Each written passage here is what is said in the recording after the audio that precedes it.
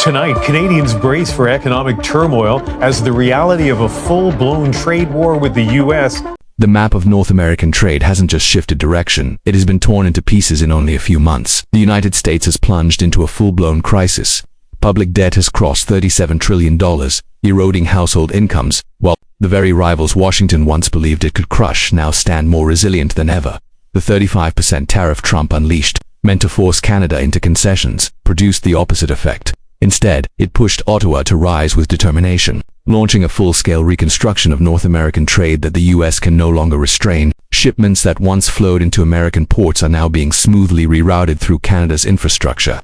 American corporations, once dominant in the region, are now forced to rely on Canadian supply chains and markets. Meanwhile, the massive $37 trillion debt continues to weigh down the U.S. economy, dragging back its global influence while Canada steadily forges ahead. If the balance of power can shift this quickly, what else might change in the months ahead?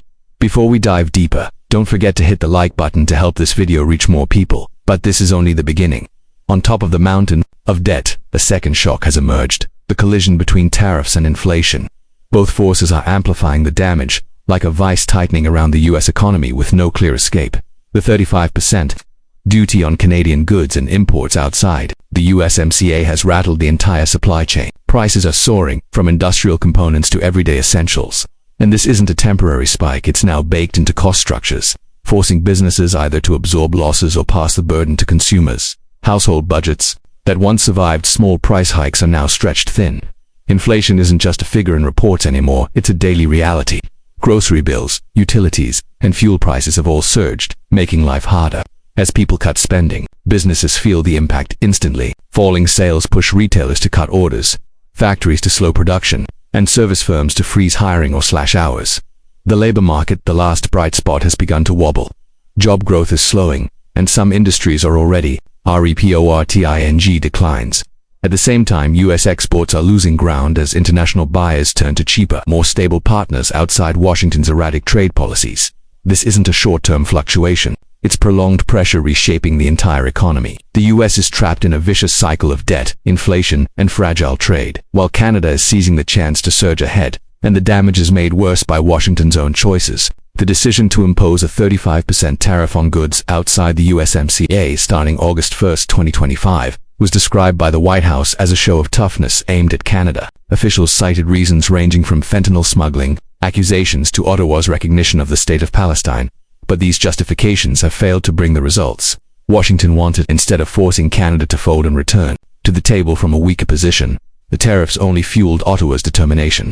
Prime Minister Mark Carney made it clear, no agreement will be signed unless it serves Canada's long-term interests, not as a concession under pressure. Rather than weakening Canada, Washington's tactics have turned Ottawa into a more confident and determined rival. Canada's response not only neutralized U.S. pressure, but also exposed a fatal flaw in America's strategy: the assumption that Ottawa would crumble quickly under economic strain. In reality, the higher tariffs have backfired on the industries, driving up import costs and cutting access to critical products domestic factories can't replace overnight. What was once considered a strategic weapon has now become a prime example of how political moves can backfire when faced with unwavering resolve. And that raises a sharp question: is the very tool the U.S. relies on now turning into its greatest weakness? The U.S. national debt has reached a record $37 trillion, according to the latest Treasury Department report that was issued Tuesday. The tool the U.S. created to gain an edge in this trade war is now turning against them, cutting into their own economic strength. So who is really paying the price for that decision, Canada or the American people? While Washington struggles under the weight of its own policies, Ottawa has quietly launched a countermove few expected. Instead of bowing to the 35% tariff wall, Canada has used it as fuel to speed up the diversification of its trade relations, step by step reducing its dependence on the U.S. market. What began as a defensive response quickly evolved into an offensive strategy, gradually reshaping the entire North American economic landscape. Trade flows that for decades poured into U.S. ports and distribution hubs are now shifting northward. Canada has seized this moment to expand and modernize its ports, railways, and key transport corridors, creating new supply routes that bypass American bottlenecks entirely. This shift is about more than just geography, it's about power. For the first time in decades, American businesses across multiple sectors are being forced into a reactive position. They are compelled to adapt to conditions set by Canada, dependent on northern supply chains, and increasingly reliant on access to the Canadian market. The balance of influence has clearly tilted. And the more Washington escalates the tariff war, the more determined and confident Ottawa becomes to solidify this new advantage. Canada has quickly built an economic shield with Mexico at the center of it. Rather than waiting for Washington to change course, Ottawa has proactively established a bilateral economic corridor with Mexico, designed to protect both economies from U.S. shocks. High-level visits by Canada's foreign minister and finance minister have already laid the foundation for cooperation, especially in infrastructure and energy sectors where stability and long-term planning are crucial. Driving this effort is a coalition known as the Maple Eight, a group shaping a new vision for North American trade beyond Washington's control. Plus, what this could all mean for you. Our grocery price is going to get more expensive because of the... Canada's coalition of its largest pension funds, with assets exceeding 2 trillion Canadian dollars, is now pouring capital into massive projects, upgrading seaports, developing renewable energy grids, and expanding Mexico's cross-border transport system. These investments not only bind the two economies closer together, but also create alternative supply routes, ensuring U.S. infrastructure is no longer the only option. The result is a strategic partnership that expands markets while redefining the very foundation of North American trade. With this new agreement in place, Canada and Mexico can now move goods, capital, and energy seamlessly between them, without worrying about sudden political disruptions from Washington. This alliance is becoming a stable alternative to the supply chain that once revolved entirely around the United States. Within this framework, energy has quietly risen as Canada's most powerful weapon. It isn't loud or flashy, yet it firmly shapes America's strategic choices. The U.S. still relies heavily on massive crude oil imports from Canada, a supply it cannot quickly replace without sparking a domestic price shock. This dependency isn't just about convenience, it's built into the very structure of America's to a refining system, its pipelines, and long-term contracts that tie U.S. energy security directly to Canada's oil and gas production. For Ottawa, this is a rare advantage, cementing a powerful position on the economic chessboard even as political tensions rise.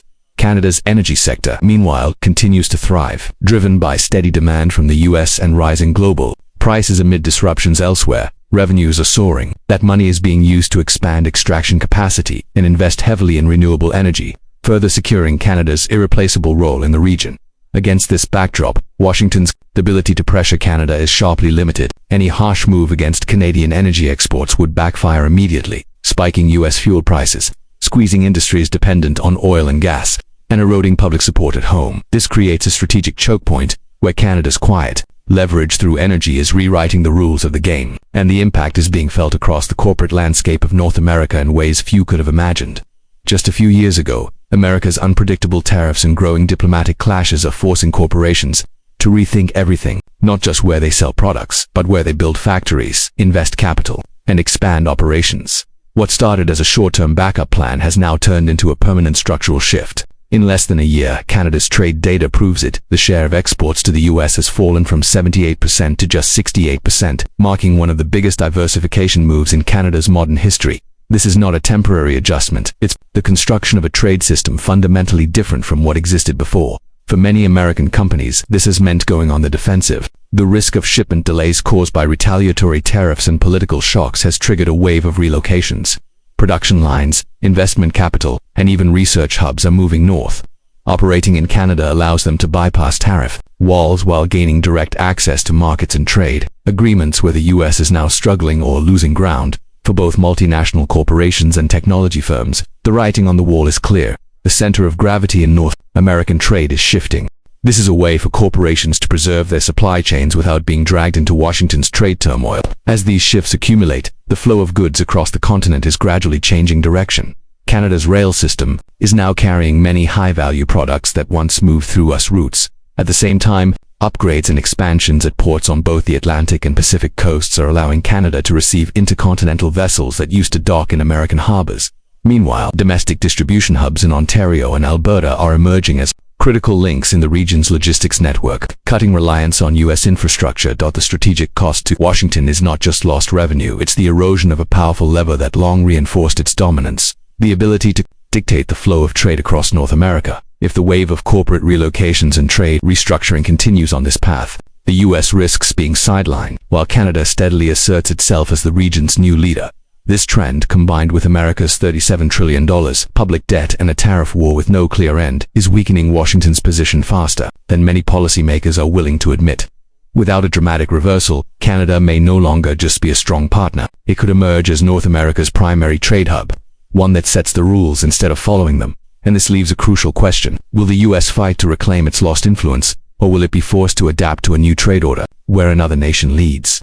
As we close, take a moment to reflect on the true weight of this shift.